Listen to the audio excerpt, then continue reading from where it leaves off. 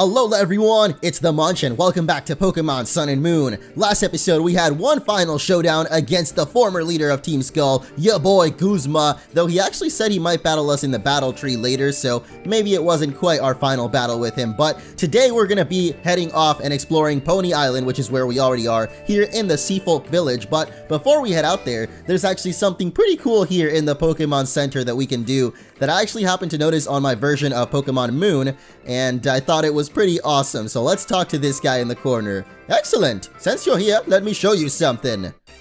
And just like that, we're gonna initiate a Pokemon battle. Notice how he said excellent there. Sightseer Marcus here has got something quite special for us. And we're about to find out that he's got an Exeggcute, but it's not quite a normal Exeggcute. It is actually a shiny Exeggcute. That's right guys, this random Pokemon trainer here will actually challenge you to a battle with a shiny Pokemon. So leave a like for the first shiny Pokemon we've encountered in this playthrough. I'm just kidding, well, not actually, because I haven't encountered any shiny Pokemon, but obviously this isn't one that we can catch or anything, so it's not like I've really encountered a shiny Pokemon yet. This is just the first one that we're seeing here. I don't know, I feel like a lot of people for this game especially have gotten a lot more shiny Pokemon. I don't know if the rates were maybe turned up a little bit so that people can get them more easily or what, but I do feel like a lot more people have been getting shiny Pokemon, not even in the post game. Like, I know you can get the shiny charm and do that later on, but just during their regular playthrough of the story, people seem to be getting a lot more shiny Pokemon, and I just knew from the beginning I wasn't gonna find one. But at least we get a consolation prize and get to see a shiny Pokemon in the flesh, or I guess in the shell, in the case of that Exeggcute. But that is it! Shiny Exeggcute! Golden shining Exeggcute! All 6 of them glitter so excellently. I'd love to share one with you, but even though they look like 6 Exeggcute, they are just 1. But if I can't give you one of my shiny gold Exeggcute, these should be close enough. Oh man, for a second I thought he was actually gonna give over his shiny Exeggcute, but nope, instead we get a nugget. Or maybe we get 2 nuggets. Okay. Alright, well this guy is just forking over the nuggets now. We got 3 of them, 4 of them in a row. Holy moly, is he actually gonna give us all 6? Just like there's 6 eggs in an Exeggcute, he's gonna give us 6 golden nuggets. Oh my goodness. That is crazy. I've heard that Exeggcute and Alola evolve with some kind of stone, but I'm afraid that nuggets don't ever evolve into big nuggets, no matter what you do. That's interesting, man. I'm gonna go ahead and do something with those nuggets right now that, oh, what? The first ever champion in Alola? Congratulations! Thank you for coming here. Oh, no problem, man. I just, everybody's gotta stock up on items every once in a while, right? And I'm actually about to stock up on some moolah because we just got so many nuggets from that guy that we can definitely sell $30,000 off of that. Okay, maybe seeing that shiny Exeggcute wasn't so bad after all. Even though it kind of rubbed it in my face that I can't find any shiny Pokemon myself, but let's get the heck out. And into the Seafolk Village once again, but we're actually going to be heading off to another area entirely here on Poni Island, so we've got to travel quite a little bit. And I don't know if you guys have noticed, but I've been playing mostly during the sunset time now, not just because I've been waking up a little bit later than usual, but I just really like playing actually when the sunset is out in Pokemon Sun and Moon especially. But oh my gosh, there's actually a Crabrawler in here. Are you serious? And of course we get some berries afterwards as well, but that actually reminds me that Crabrawler evolves through a very unique method as well, and I actually haven't evolved the Crabrawler that's in my PC just yet. But as I was saying, I actually really enjoy playing it during the sunset mostly in Sun and Moon, and that's why I wanted to ask you guys today, what is your favorite time of day to play these games? Because even if you're playing Pokemon Sun or Moon, I guess in Moon it's a little bit different because it might be nighttime most of the time in your game, but regardless, what is the favorite time of day to play these games? Because I guess I just really like the orange sky, and what the heck? I did not know there would be a cutscene here, but it's Dexio and Sina. How are ya, Orange? Zygarde at 100%. You might be able to control it fully. Wait, I don't have enough cubes for that yet, do I? Or cells? While we're having you look into Zygarde for us, we were looking into the Z-Ring too. It's so mysterious to be talking about Mega Evolution here in a region so far away from Kalos.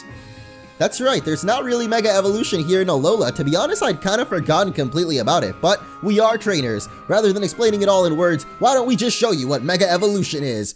Oh my gosh, what? We're actually going to be battling Dexio and Sina right now. Okay, well, I guess this is our test to see if we can actually brave in the Poni Wilds, which is the area we're going to be heading off to today. The first post-game area that we can access, and I feel like there's going to be plenty of high-level Pokemon there, so I guess this is going to be like our test. Can we actually survive out there?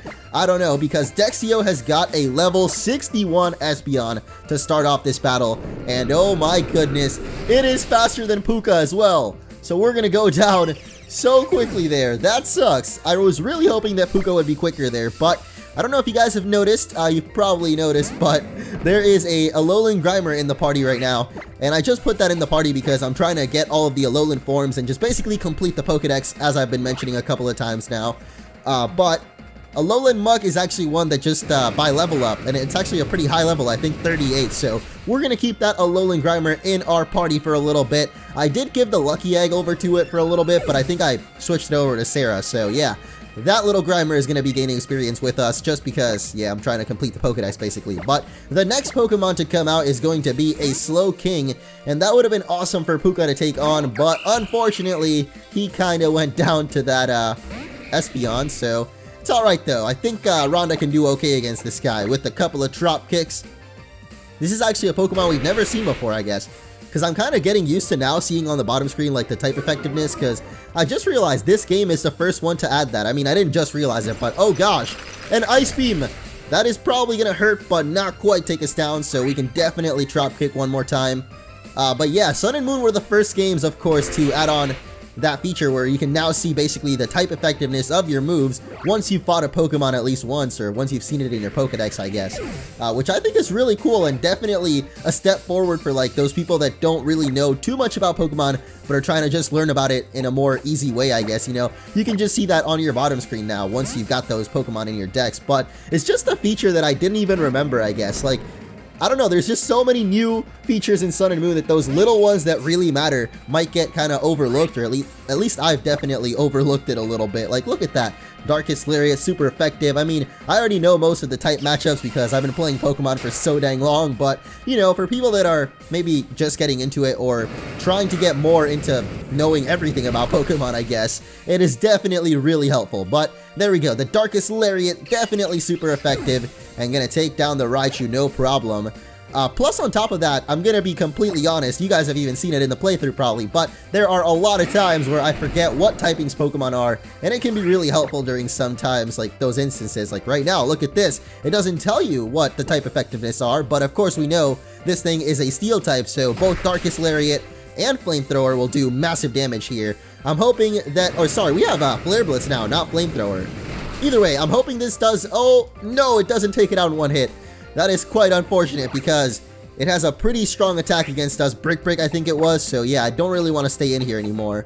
Who to bring out though? I've just realized I don't actually have any good attacks against Metagross here with Sarah. So I'm not really sure why I brought her out. I guess we have Sky Uppercut.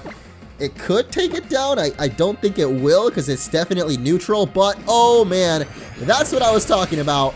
It is definitely a Psychic type. So yeah, I don't know what I was thinking. Like I said, sometimes even though I might know a lot about Pokemon, I can definitely mess up just as easily. And I didn't realize this battle is actually a lot closer than it looks. I think I'm just gonna have to heal up El Tigre to take down this Metagross because I don't really think Rhonda is faster than it either. And thankfully I do have healing items. I like never have healing items. As you saw there, just one Hyper Potion remaining somehow, so I definitely need to get some more of those. But Rhonda is going to take one for the team here, and oh man, that did raise his attack, so I don't know if this, what's it called, Brick Break here is going to, oh wait, he had Light Screen this whole time? Light Screen raises special defense though, I think, not defense, so it wouldn't have affected our Darkest Lariat, but I don't know, man. We just got to survive a Brick Break here. It did raise its attack by 1, so hopefully we can live it. Oh my gosh. We can't live it. And I think that's it. We only have, well, we do have Kurama. I don't think Kurama is faster than this Metagross, especially if it's got the Bullet Punch. I don't know if it does, though, because it definitely didn't try to use it or anything. But we also don't have any attacks that are good against it. So I think we're going to have to go for our Sub-Zero Slammer. And there goes the Bullet Punch. We're donezo. This is it. Dexio is going to destroy our whole team. Oh my gosh. Or actually pretty much just the Metagross. It's really unlucky that he got that attack raise. Like, if it wasn't for that, I think we might have been able to beat him here. But you know what, guys? I'm not giving up just yet, okay? We are not going to lose our first battle of the playthrough to Dexio. Like, I'm not going to accept that. So, hold on a second. Who do I want to revive here? Probably Puka, if I think about it. I think he might be able to take him out with a Thunderbolt. And Grimace, you gotta take one last bullet for the team here. Oh man, that is definitely gonna take this little guy down here in one hit. But it does give us the chance now to go for Raichu, which is really what we want here. So I don't know if Puka can be faster than this Metagross, considering we weren't faster than that other Pokemon. But if we are, then we can probably take it down. And we are. Nice. Here we go. Please take it down. And we do. Nice. Oh my goodness, guys, this is a lot tougher than I suspected, but it's okay, because once we get into the Poni Plains or Wilds area, I know that there's plenty of wild Pokemon that we can train up there with, so I don't know. This is it. It all comes down to this final move, Alakazam versus Puka, and oh my gosh, this is a Mega Alakazam. We are so done, guys. This thing has Shadow Ball, and it's obviously faster than us, so rest in pieces, Puka. I don't know what to say right now. Oh, the energy ball. Hold on a second. Hold on a second. Nice. Puka lives it. And here we go. You might have Mega Evolution, but I'm Gen 7, dude. We got the Z Power. And this is actually a special one, too, because it is going to be the Stoked Spark Surfer of Alolan Raichu. Hey, I actually got the move right. I keep forgetting it. I keep wanting to say Spoked Star Surfer, but do it!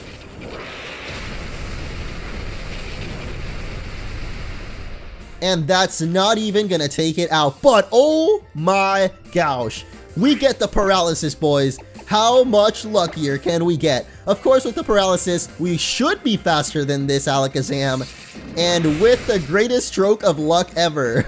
Pretty much my best stat in Pokemon has to be luck at this point. Like, I don't know how much luckier we can get than that. But Puka gets level 58, and if anything, that proves that you should never give up, never surrender, because we took down Dexio. My Pokemon each gave it their best, and you almost took me down, bro. Like, that Metagross was tough. At the end of the day, though, it wasn't quite enough. The trainer holds the Keystone, the Pokemon holds the Mega Stone, and that's how you can make your Pokemon a Mega Evolve during battle. You can use the Z-Ring, so you must be able to use a Keystone that makes Mega Stones resonate. If you have a Keystone, you'll be able to make your Pokemon that hold a Mega Stone Mega Evolve. This is a Mega Stone that makes Alakazam Mega Evolve. It's called an Alakazite. I'll give this Keystone and an Alakazite to you. Nice! We are actually going to get Mega Evolution ourselves. With the Keystone there. And of course, our first Mega Stone, the Alakazite. You know, when you think about it, the Z-Ring helps the feelings of a trainer reach his or her Pokemon and makes it so it can use Z-Power, right? It only follows that it should be able to achieve Mega Evolution too. We'll be taking our leave now. Bon voyage! Alright, well thanks guys, that was a pretty tough battle, but we did get a Mega Stone at the end of it all, so that's a pretty worthwhile reward in my opinion. But hey, look at this sneaky guy over here. I don't know what's going on, but this is actually the way we're supposed to go, I've just realized. Though I should probably heal our Pokemon. Now we're healed up and ready to go, so let's head off a little bit more this way. And there was this sneaky collector hiding behind this hole, and wow, he can actually spot us through it. Rare trainer discovered. I must make immediately contact.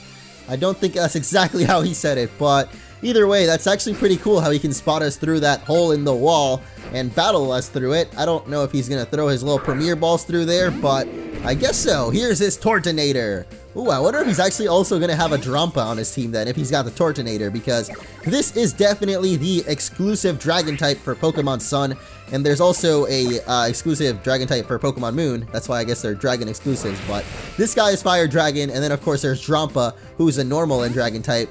And I actually still don't have a Drampa of my own, even though, like I said, I've been playing Pokemon Moon a little bit. I think I'm gonna bring out El Tigre here. I've been kind of liking using the El Tigre. His Darkest Lariat is just such an awesome attack and does so much damage most of the time, so I'm sure it'll be able to take down Tortonator here, no problem. I think we might have been able to battle this guy earlier, considering he's only at level 43, and Dexio was just at like 61. So yeah, this guy was probably an earlier trainer on. Or maybe like he would have been the one to stop you from entering this area? I don't know, because we definitely couldn't get here before. But just as I suspected, guys, the Drampa is coming out. And it is definitely normal in Dragon type, like I said, so we're going to go for Kurama here and hit it up with, well, either Ice Beam or Dazzling Gleam. I guess it doesn't really matter. I mean, I would bring out Sarah, actually. Sarah does have those fighting moves, so although that wouldn't really be 4 times super effective, it would probably still take out Drampa after a couple of Sky Uppercuts. Or maybe just one. I don't know. I don't really know Drampa's stats. I think it might just be special attack. Not really much of anything else. But down it goes in one hit, as you saw there from the Ice Beam. Do you have a sense for why you seem rare? No? Why I seem rare? I thought he was talking about our Pokemon, but then at the end there he switched it up. He said, why are you so rare? I don't know. I guess maybe we are. You weren't born in Alola. For some reason, that's what I think. Wait, that's why he thinks we're rare? Oh, I guess here in the Alola region might not be so used to so many foreigners, but then again, there are tourists here. It's kind of like Hawaii, so you definitely see a lot of tourism, but I don't really know. I guess I've never been to Hawaii myself. We must be rare to Alola in that guy's eyes somehow, but who cares, because now we're challenging a different trainer, and it is going to be Black Belt Roy here. Let's see what you got for us. A Crabominable. I already forgot what Pokemon I've got up first, but yeah, if it is Puka, which I really thought it would be, I kind of like keeping Puka up first because he's quick and he's got the Volt Switch, so if we really need to get out of a sticky situation, or it's just not a good matchup as the first Pokemon, you know, we can always go for the Volt Switch, but this is definitely not too bad for us. We got the Psychic, and it's going to go down in one hit. Alright, well, I wouldn't say that's bad at all, actually. Took it down in one hit, so that's pretty much as much as we could have hoped for there. And that's it for Black Belt Roy, but now I'm curious what all the trainers say after they get defeated. I guess this guy doesn't say much, but I don't know. I actually don't really usually talk to the trainers after the battle because I feel like they won't say too much aside from what they say right after the battle, but sometimes it can be pretty funny dialogue here in Sun and Moon especially. But here's an X special attack and another Zygarde Cell. Actually, these are going to be the last few areas of Poni Island, so after this, I believe we should be able to get every single Zygarde cell in the game, and I am so excited to actually try to do that because I've been waiting to get that Zygarde 100% form. But here's a Gumshoos. We got to keep trekking forward, and as you can see on the minimap, we're actually about to enter a huge plains area. I think that's maybe why they call it the Poni Plains, but here's a Trumbeak. I keep hoping we get rare Pokemon, and I didn't even bother to look at the level of those wild Pokemon, but ready, set, go, says this cool trainer. Or wait, is this Ace Trainer or Cool Trainer? Is there even a difference? I don't know. This is Ace Trainer Jackson, though. Is Cool Trainer just an old name for Ace Trainers? I don't remember. Either way, what was I just talking about?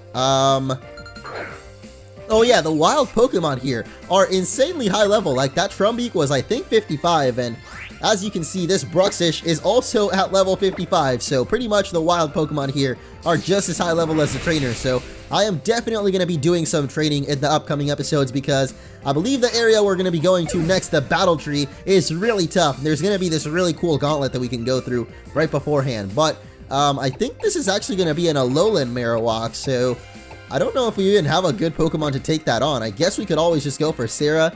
It is a fire and ghost type, I believe, so never mind. We do have LT Gray. We can go for Darkest Lariat. Definitely weak to those dark moves, so I don't know. I've already got Sarah out here, though, so we can't really do anything now. Maybe we can go for a Dragon Dance, though. Wait a second. Does Alolan Marowak also dance? Because doesn't it have the Fire Stick? I mean, I know its ability is either Lightning Rod or Rock Head, I believe. Maybe it has one more ability I don't know about, but it goes for the Endeavor. Nice. So maybe now we can just take it down with one Dragon Claw. I don't think Dragon Claw can normally take it down, but with that Dragon Dance, wow, it's still only going to do about half damage. And the Alolan Marowak, it actually does look like it's doing a dance when it attacks us with that Endeavor. It's pretty cool. I like the design of this Pokemon a lot, actually. And I think I have a Cubone in my box that's just about ready to evolve with just one more level up, I think. So definitely going to try to do that soon, maybe in the next couple of episodes after our Grimer here gains a couple more levels maybe. But Braviary is going to be coming out next, and I don't really think we can outspeed it. I'm not sure how fast of a Pokemon Braviary is, to be honest. I'm pretty sure it's got to be pretty quick if it's a flying type, though. Like, all flying type Pokemon are usually kind of quick, but not faster than Sarah. That's the answer. We're not even going to take it down, though. And wow, I guess that answers our question. It is not very quick at all as it throws up the Tailwind there, but it's okay because, I guess that doesn't do any damage, so Sarah gets to live for another fight. And here we go, Puka, you can definitely take this thing down. I don't know how Tailwind actually works, like how much it raises your speed by, but maybe Puka can still be quicker. I highly doubt it though. Pretty sure the Tailwind makes you super duper quick, but for some reason he goes for the Air Slash. Okay then, that's gonna be it for this cool trainer, because he decided to end off his battle with something not so cool there. I don't know what you were thinking, bro, but that Air Slash is not really gonna hurt us. So yeah, level 59, and does anybody else? Nope, no other levels. Game is set. So let's keep going, because I think we're just about to enter the Poni Plains. Even though I meant to do this whole thing in one episode, we are just only about to get into it. So here we are at the Poni Plains. Whoa, what? There's like a wild Pokemon running around there. Oh my, that is so sick. All right, before we go see whatever that is, let's pick up this Zygarde cell, and that's already 3 this episode. What? There's like a flying Pokemon overhead too. Wait a second, are there even trainers here? I don't know, maybe there's just a bunch of high-level wild Pokemon, but it is a Gumshoos, really? I expected something a little bit more unique than that because it's our first time in this area, but I definitely do see another guy over there, and wow, there's a trainer right over here, so I guess I spoke too soon. Did this girl just say she completed the Grand Trials? I mean, I guess a lot of trainers here in Alola actually have completed most of the Grand Trials, if not all of them, which basically just means taking on all the trials of each island. Is there only one Grand Trial here in Poni? I guess you can do the Totem Komao and then the battle with Hapu. That was pretty much all there is here. But this girl has got a Cloyster, which reminds me, we just got Shelter last episode, so that's kind of crazy.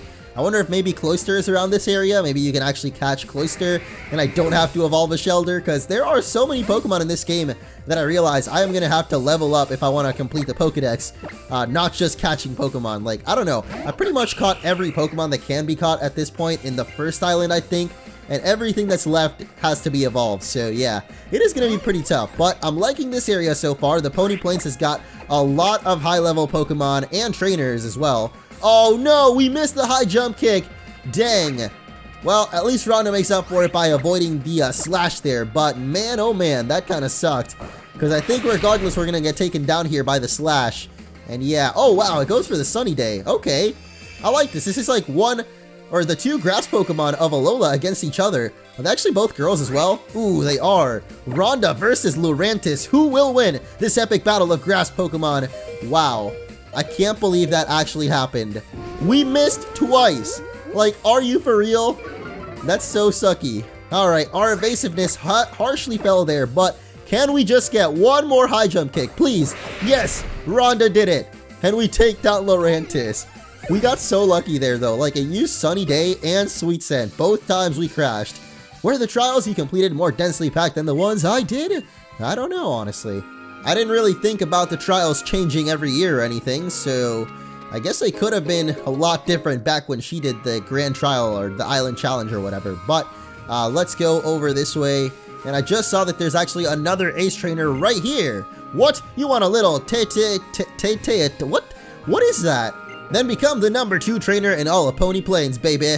Oh, so this guy will only battle us if we beat everybody else. Of course, there's so many trainers here in Alola that are like that. They're just a little bit, I guess I call them stuck up, but I guess they might not really be. Anyway, there's a Pokemon here in the tree, and it's hopping out at us. That did not look like any bird Pokemon I've seen. Whoa, it's actually a Primeape. I was gonna say it kind of looked like a monkey jumped out at us, but I wasn't really sure. It isn't gonna be Primeape after all, so this is a Pokemon we haven't caught quite yet. We definitely got Mankey, but like I said, a lot of the evolutions of those early Pokemon we didn't get the chance to catch, and now we do, so let's go, Quick Ball! And I don't know if this is going to catch because these Pokemon definitely have higher catch rates. After 3 shakes, it actually breaks out. Wow.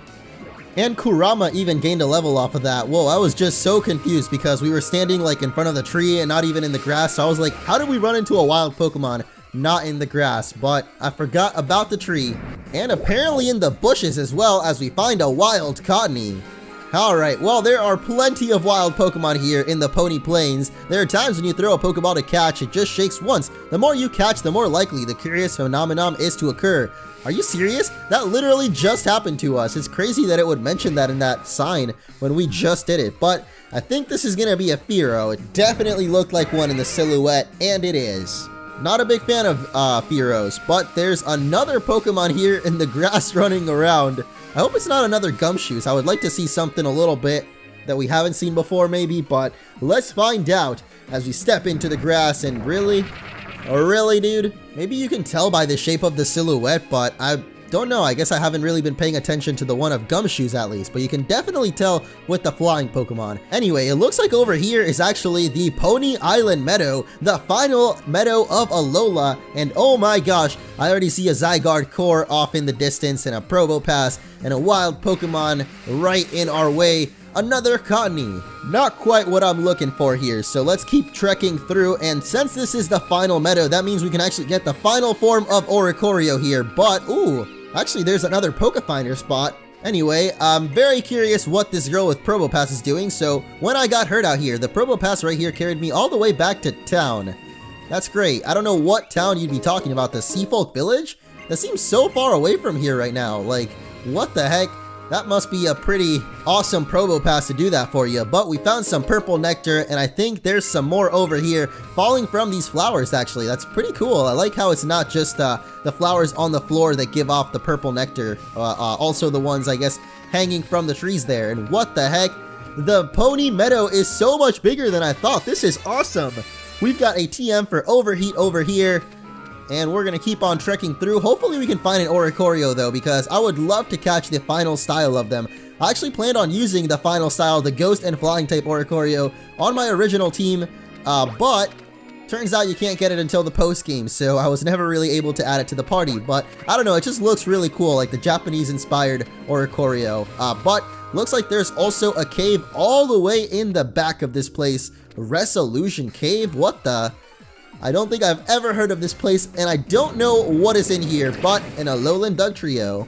So I don't know if we can find exactly the rarest of Pokemon here, but there is a Mudsdale Gallop necessary, and that's pretty cool because we haven't actually used this since like pretty much when we got it from Hapu. Yeah, I don't really remember. Maybe in the Victory Road there might have been a little bit of Mudsdale Galloping, but either way, here's our first battle inside here. My outward face is that of a backpacker. What about my inward face? What does that mean? Like, I guess your personality or the way you are?